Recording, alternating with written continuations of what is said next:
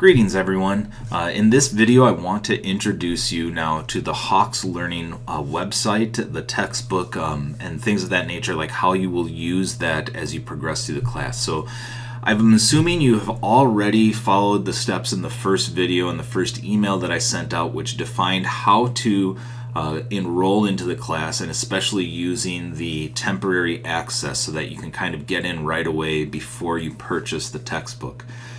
So once you've done that and you log into the Hawks Learning as a student, you should see a dashboard, your grades, ebooks, discussions. Now, the Viewing Life Mathematically course is probably the only course that you have right now, but if I click on the Viewing Life Mathematically, it is going to take me to really a section that's going to define all of the things that I need to do. Right now, I have only put in the assignments for the first week of the course, and you'll see each one of those assignments listed with the due date that is on the right. Now keep in mind there is a graduated late penalty on these. You have till the due date, and then I really give you a 1 week grace period in order to get those in. That's going to apply to everything except for the last week of the course. Because grades are due at a week after the course is completed, or in that week, that last week is when everything is due, so there's no real late graduated late penalty for the last assignments, in which case if you're not going to be finished, you would have to work with the registrar to get an incomplete form filled out. So over here on the to-do list, it just shows me some of the things that I have not done.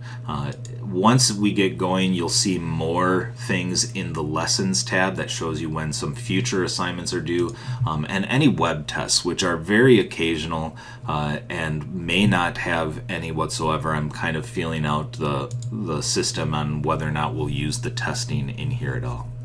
A couple other things. At the top you'll see the grades. These are automatically scored as you go through and finish the assignments. These grades will be in here, so it really is just going to keep you abreast of the certification status. Now I use that word because at the end of every lesson there is a certification that you need to kind of progress through in order to get that. And I believe certifying on these lessons means you have to get approximately 80% of the questions correct, and then it will mark you as certified and you'll be done. So I don't worry too much about the overall grade as much as I do about the total number of certifications completed. Right now I have not done any, so I have 0 out of those 3 finished. A couple other things that you'll see at the very top, the ebook area is where I can jump into and open up the entire textbook and kind of read it through this way. I don't use this very often because you'll see that the textbook contents are really incorporated into the Learn section in each area. So I don't do much with the textbook area here. I'll refer to it occasionally. But jumping back into here, I'm going to go to the dashboard again. I'm going to go to my course and show you what a certification or an assignment is going to look like. So clicking on the first one, Thinking Mathematically, you will notice that there are 3 sections: Learn, Practice, Certify. It even shows you here, in order to get mastery, because there's only 8 or so questions on this one, that mastery really means a 63%. And that might change. I have to double check that. I'm surprised it's not closer to 75%. That seems a little low. But really the 2 areas that people use most often is the Learn and the Certify.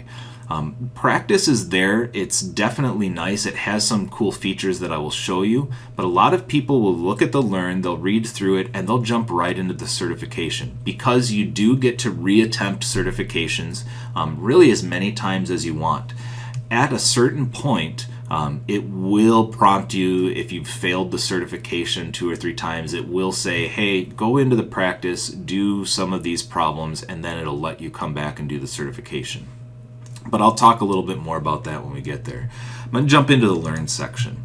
The Learn section really is kind of a digital version of the textbook. It's really nice because it has all the pages as well as some videos and things over here on the watch section that are included throughout this.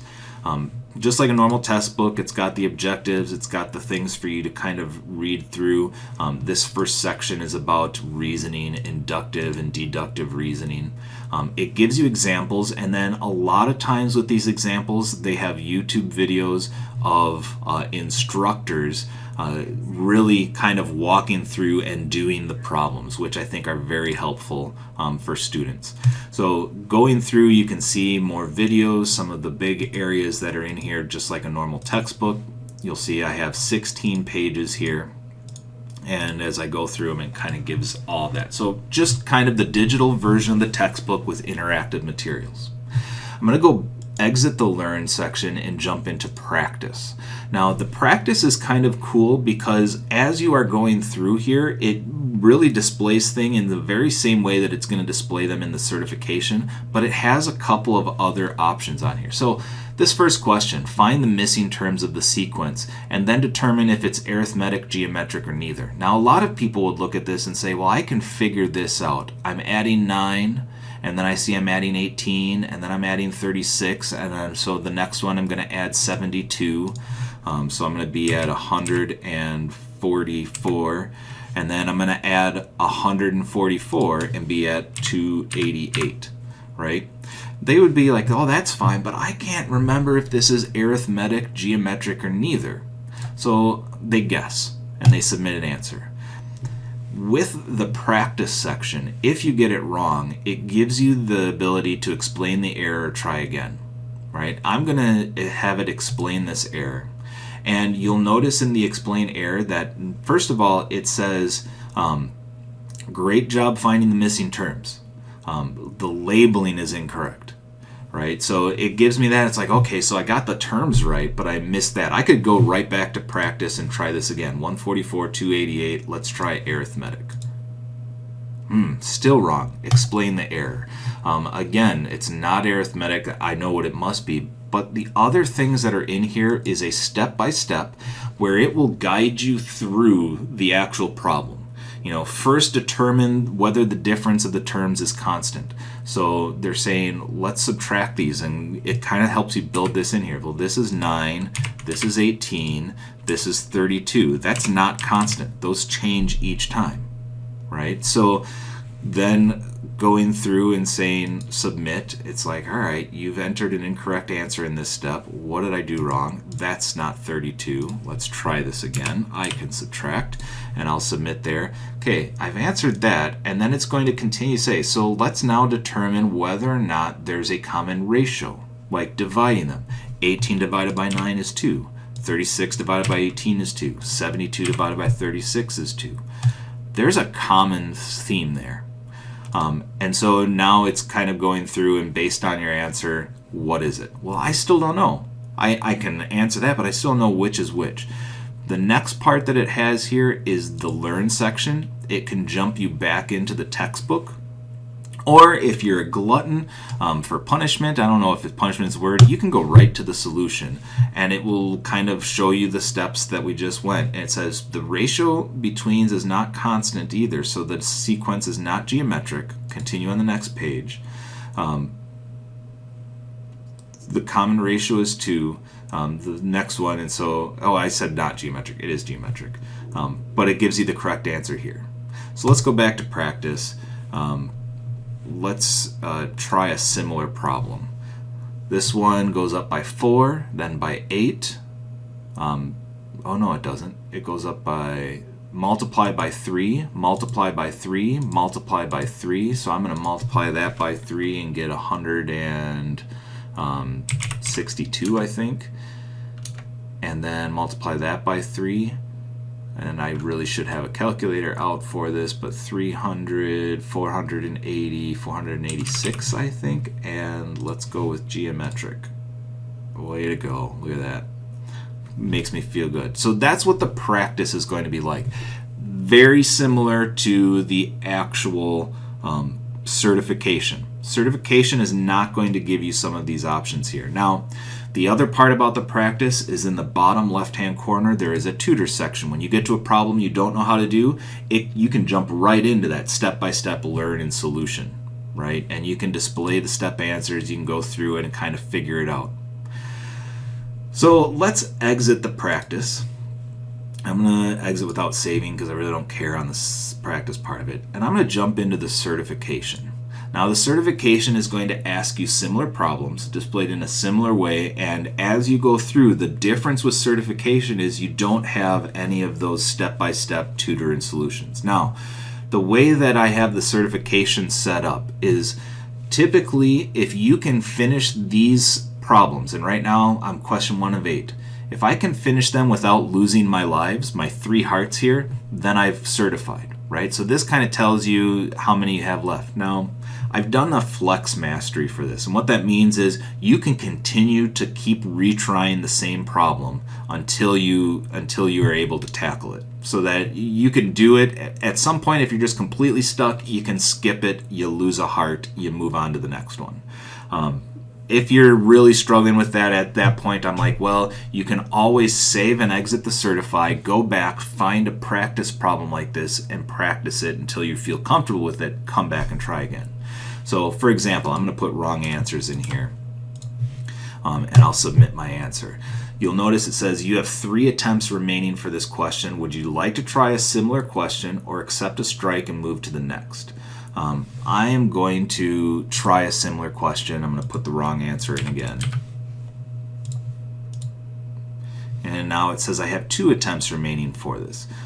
Let's go and save and exit the certify.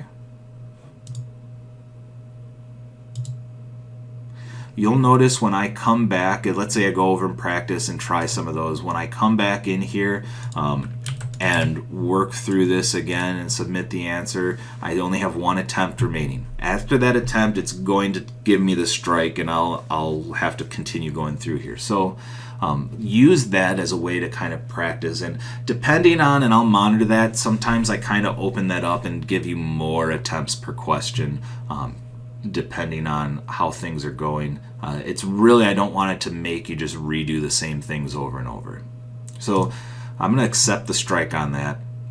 Once you accept the strike, you can actually display the solution and see what was happening. It goes through the same things as the tutor. I'll return to the certify and go to the next question. Find the missing terms. 7, 11. Up by 4, adding 4, adding 4. So this is going to be 23, and I'll add 4 again to 27. That looks like an arithmetic sequence. Submit the answer. Way to go. I'm 1 out of 8. I still have 2 strikes remaining, or 2 lives remaining. I can keep going until I lose them. At a certain point, it is going to prompt you and say, hey, you've certified on this. You don't have to continue, but you can. That's up to you. A couple other things I want to point out is a lot of times as we get a little bit more advanced, they are going to have some additional resources like a keypad over here. If we have to enter things like strange things like a real number or an approximate symbol, those will be over here as well. If you have to enter a fraction like 4/5, I can use the fraction bar to enter that. You noticed when I hit some of these, it was like, that's not something you use in this, so you don't need it. But otherwise, that is just a brief well, I should say brief, it's about 13 minutes. That's an overview of the Hawks Learning site. The main components to remember is that you can save and exit your certifications and come back at any time. You can take them multiple times. You get multiple attempts at each question. You can always exit when you've got it wrong, come back over to the practice or to the learn section. As I mentioned, I think a lot of people read and watch and then certify and then come back to practice as needed. I think that's a great strategy for kind of going through these.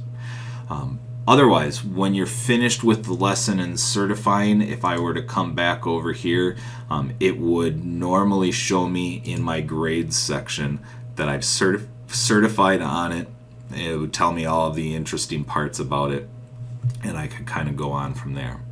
But that is the Hawks Learning website. Hopefully that gets you familiar with some of the tools that you'll see as you're working through the course.